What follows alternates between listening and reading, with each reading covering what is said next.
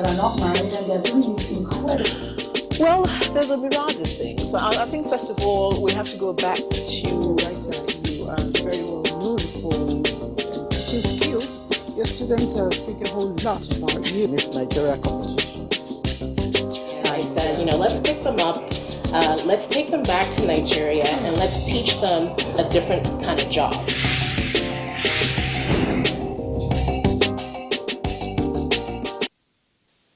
It's always a lovely time for me to sit here and showcase Nigerian women who are creating impact in different fields of life. The show is The Woman. My name is Elizabeth. Today I have a multi-talented personality seated with me. You may want to describe her as, barrister, because that's what she went to school and studied, probably practiced for a while. We'll get to that details later. But at that moment, she prefers to be identified as an entrepreneur, a manufacturer, other things put together. Who is this guest? Find out when I return. I don't think in gender boxes at all. I just get on with it. A man that would dare to ask the wife, who do you think you are?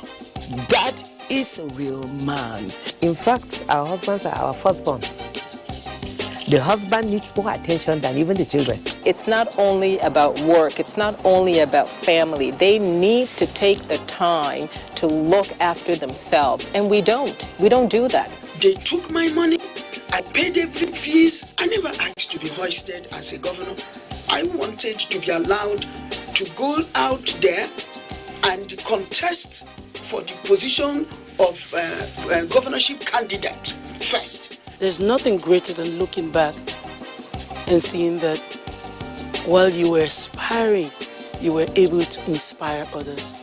Empower to women. Yes. We need to have more women, more multitaskers around Nigeria to get Nigeria working. Definitely.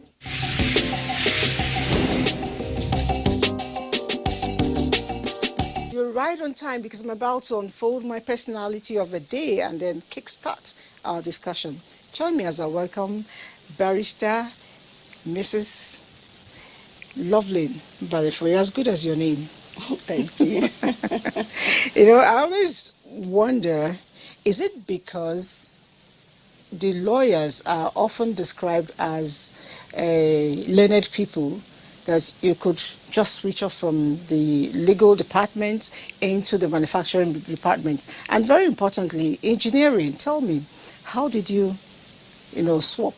How did you cross carpet? That's what they say in politics. How did you cross carpet from the law to the manufacturing? That I'm a manufacturer is not because lawyers cross carpets. I think it's because God has given me the gift, and I'm very creative. So I can be many parts at different times. Interesting. It still goes to show for me, what they say, that women are, built with tiny, tiny boxes of different things. At every time they're able to, unfold them and get to do it. But a lot of times, like our theme here in this program is to showcase, things about people. So I'd like to know, how did you get started first with law? I'm a scientist, actually. But then, because we find ourselves, me and my husband actually, doing so many things. My husband is a business tycoon. He's a great man when it comes to business. In fact, his name is in the Hall of Fame. So we find out we also have people from different countries working for us, from America, from UK, So I'm like, oh my God. One day, I'll mistakenly sign off our birthrights without knowing it. I told him, see, because I know he's an engineer anyway. I know we're just educated and nobody's learned. I need to be learned, So I think that's how the dream started. So you had to go back to law. I had to go and study. Yeah. Wow. Mm-hmm. And you didn't find it challenging. I mean, it's always a bit difficult for us to touch money, see money, do business, be in control, and then you still go back to school. You didn't find it challenging? Seriously, I did. Because actually when I went back to do this law, I read my law in UK, and then I had my children. I had my business. That's like doing triple degree. Yeah. So I was like, I had a lot going around me. What I did, I was like, okay, fine. Of course, you know men, they can't take care of their business and then take care of the children. So that's our rule. What I did, I said, okay, I transferred my children to UK, to study in UK. So, I mean, it could be easier for me to do my own studying and then look after them. And then at the same time, look after my business, because I was always on the phone, calling, making sure things are right. And I did that for the whole time I was in UK, studying my law, really, yeah. Wow. And then, I mean, God helped me. I did that and I came out well. So I wouldn't say it was easy, actually. It wasn't easy. Yeah, but I mean, God helped me, I did it. It's determination that always, push us to get to where we desire to be. You said you're first of all a scientist. And for me, it's another way of revealing another side of you. Tell me, when you call yourself a scientist, what exactly, which arm of sciences do you have your interest in and why? First of all, I read biological sciences. Then I went back, I read networking engineering. It really helped me anyway, because some of the businesses we started, I had to bring in people, and it was easier for me to monitor them in those areas. Interesting. I've also learned, one thing that is consistent with you is for whatever you think you want to achieve, you do not just go out to do it. You go through the tutelage. You need to make sure that you don't mess around with your accounts. And then, of course, like you said, birthright, you had to go back to read law. And then every other thing fell into place for you. Interesting. But as a businesswoman, I'd like you to share with me what has been, the very motivating factor. I know one of them is your husband. What has been the very motivating factor? Because every year you seem to add a feather or two to what you're doing. First of all, yes, I know. I mean, it's my husband, honestly. I just have to mention it. Because I have such a supportive man as a husband. Each time I dream, I always write them down. And that's actually, I came up with a lot of things, because I'm always writing things down.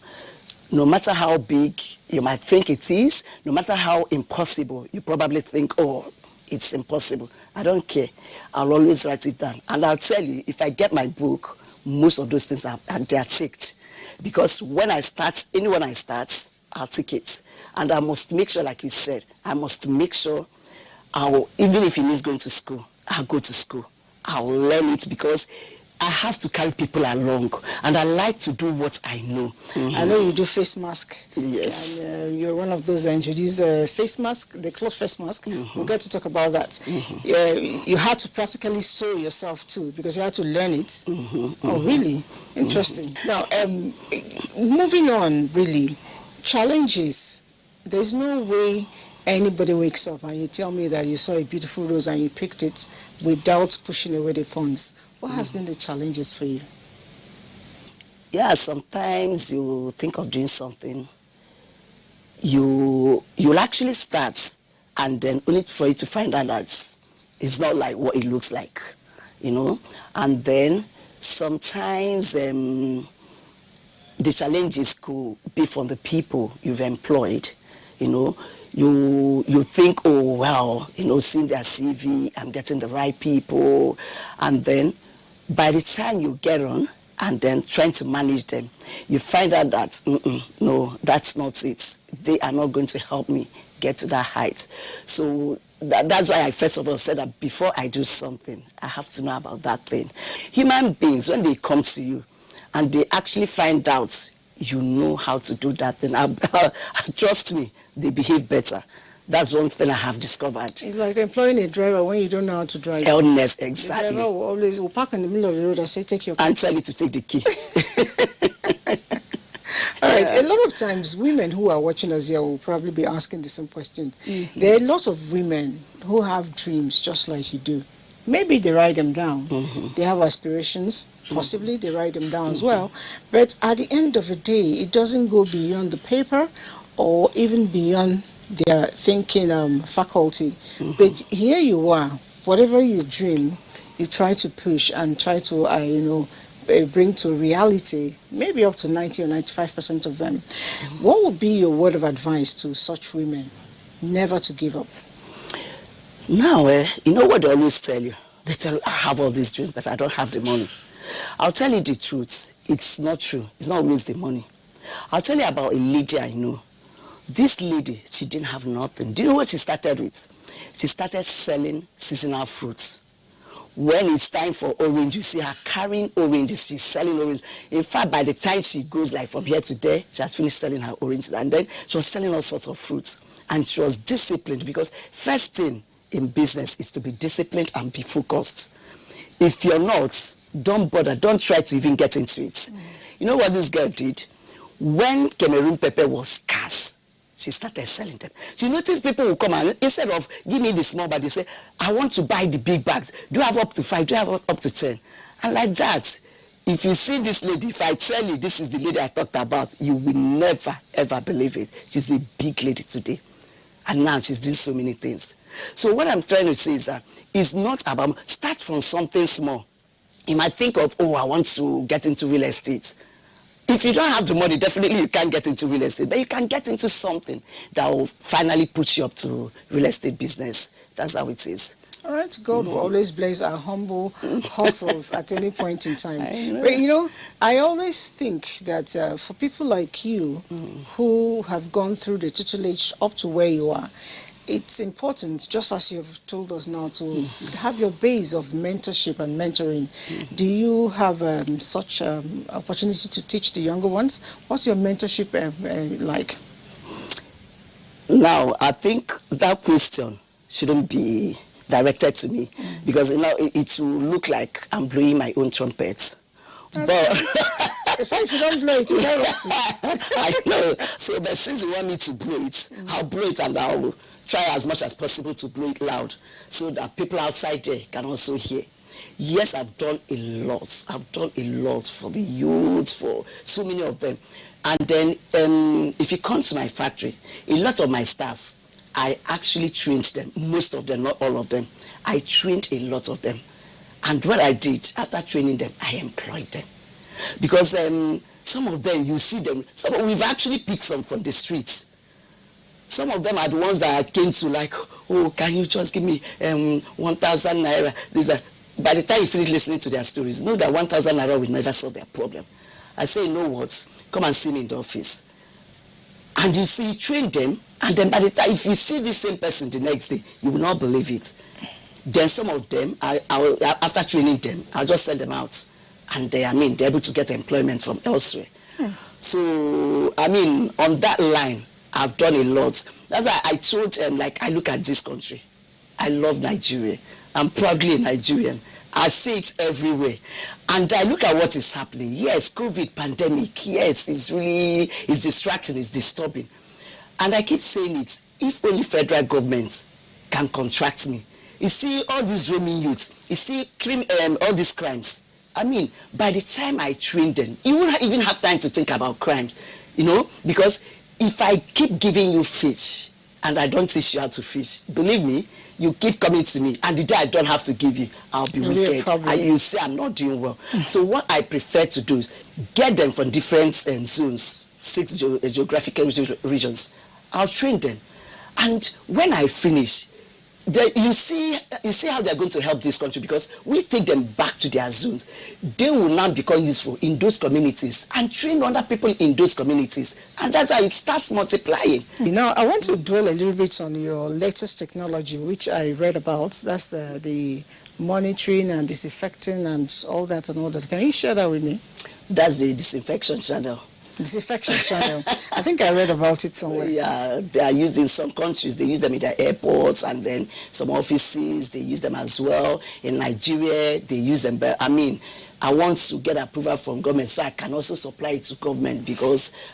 you know what I'm going to do? I am not going to talk about this just sitting down here.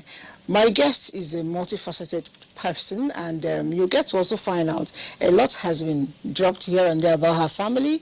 We'll get to maybe enjoy her beats with her family as well. But for now, I'm going to move you out, get to see this Disinfectant channel in a real life, and why she explained. Beyond that, we'll also bring you other things she does. Don't go away. The show is The Woman, and we'll be right back. I don't think in gender boxes at all. I just get on with it. A man that would dare to ask the wife, who do you think you are? That is a real man. In fact, our husbands are our firstborns. The husband needs more attention than even the children. It's not only about work, it's not only about family. They need to take the time to look after themselves, and we don't do that. They took my money. I paid every fees. I never asked to be hoisted as a governor. I wanted to be allowed to go out there and contest for the position of governorship candidate first. There's nothing greater than looking back and seeing that while you were aspiring, you were able to inspire others. Empower to women. Yes, we need to have more women, more multitaskers around Nigeria to get Nigeria working.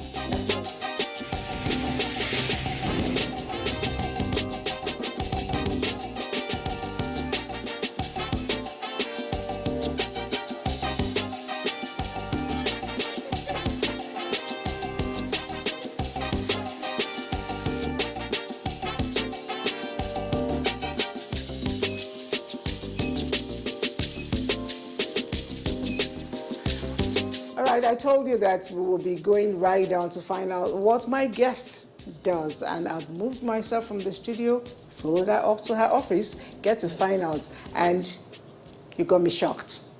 You got me injected. You know, coming in, I could, I wasn't quite prepared for that, but it was nice. It felt real good. So talk to me. That's the Disinfectant channel you talked about. Can you tell me, that's your concept, one of those dreams you write down and eventually bring it up. Maybe share it with us. This came up when COVID started. So I'm like, actually I thought of markets because you know the kind of crowds you have in the market. So I'm like, what do you put at the gates so that when people are passing, something that will disinfect them, disinfect their vehicles, and then I actually made one for vehicles, that I can keep at the gates. So that was how I now thought of this. I started like schooling, and then I saw something close to that in Dubai. But it wasn't a tunnel. They kept something like outside the airports. When you come out, it will just, sanitize you. So I'm like, okay, fine. I started like thinking along the line where we can have like everything. So the first one I made had only the sanitizing unit. Then the temperature unit wasn't there, but it's still, you get into the sanitizing units. I'm trying like, okay, fine. That hasn't solved the problem because we were all going for thermometers, something that could be free when you pass, just on your own, pretend nothing is happening. Just keep going, and it's getting its readings, so that was how it came up. I came up with the concept. I have noticed something. Great product, great idea, but a lot of times you tend to sell these things outside Nigeria, and I'm wondering why. This is the same question sometimes I ask myself. Like when I told you about the military boots we produce, and then those shoes and slippers, we export to other countries, Senegal, Mali, and other countries.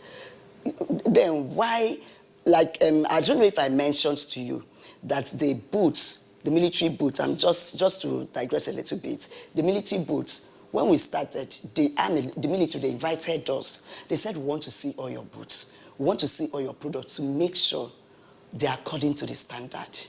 We brought them, they did everything, and they came back. They were pleased. And you know what? It was when Atahiru was the procurement officer of the military. He approved it. I have a letter to that effect. They don't have any need going outside the country to get all this because they've assessed my products and they gave me approval that I'm working according to the standard. So I'm just wondering why other countries are quick and fast to notice me. and grab because they know what they're getting. Yes, a little bit told me that about 2 soap producing companies are here in Nigeria, and you happen to be one of them. I was amazed because shoes are things we wear on daily basis, and they are made almost every other day, for everyone. How did you conceive this soap production in Nigeria, and how do you go about that sale too? Do you sell them also in Nigeria? That's just what we are discussing. Nigerians, they love to import things, and they tell you things are getting expensive. Now, because actually soap producing unit is very expensive. It's not something you can set in a hurry. Not only being expensive, it's very technical. So you have to get the right people. And then what we normally do, I initially told you that before I do something, I learn about it. But this one, what I did, I brought in people from other countries to come and work with me. And as they're working, they're teaching me, they're teaching my staff. I would like Nigerians to embrace this, honestly. Because some of these things we're doing is just to stop a lot of this importation. When you talk, in my mind's eye, I see large number of people working for you, and I'm wondering, is it that easy? How does she cope up with the human management? I know certain school of thought say that it's harder to manage human beings than to manage equipment, but you're doing excellently well. Share your technicalities for me. Yes, human management, it's not easy, but somehow I find a way to make it a bit easier. Not that it's totally easy, but then it becomes easier for me. Like I told you, I try to know what I am doing before I get into it. So now, managing them, in my factory we have CCTV, we have camera everywhere. And then when they have that sense of, oh, she'll be looking at us, she'll be seeing us, because even at the hidden parts, the cameras are there. So it's easy for me to that production, you're not doing it right. If you think you don't know how to do it, probably I might have to teach you. Or if it's lack of interest, then we can bring in somebody to take up your place. You speak and I hear all tiger, with all the claws. And I'm wondering, is she same at home? Or is he a different woman at home? How do you, juxtapose your job as a career woman, a manufacturer, a wife, and very importantly for me, a mother, because it's I think a woman's every first job on earth. I married somebody that is also my friend. Sometimes people ask us, are you sure your husband and wife? So, and then when you have this man as a husband who is supportive, anywhere I am, he knows I'm right and I'm doing right wherever I am. And then my children, I know what is good for them. I know what is not good for them. And then we have our timing. Their children, they still have the time to do this, to be mischievous as well. You allow that as well, allow a little bit of it. On weekends, I don't work. But not that it's like a must, no. If something comes up, but I'll try as much as possible to move it out. But if it's something that is like an emergency, I have to take it. So that weekend, I relax with my family. Yes, I know that you're also a farmer. And beyond other things, you produce rice. And a lot has been going on about Nigerian rice being better than the foreign rice, and foreign rice being better. It's been a sort of debate. I'm not asking because you're a rice producer, but I want to believe that, knowing you the much I know, that you'll be very objective with me. Share with me, what is your take between Nigerian rice and foreign rice? I'm a farmer. Well, right from the time, I think I've had that passion to farm, and then when it comes to Anambra State, we own the biggest farm in the whole of the state. Then I also have cassava farm.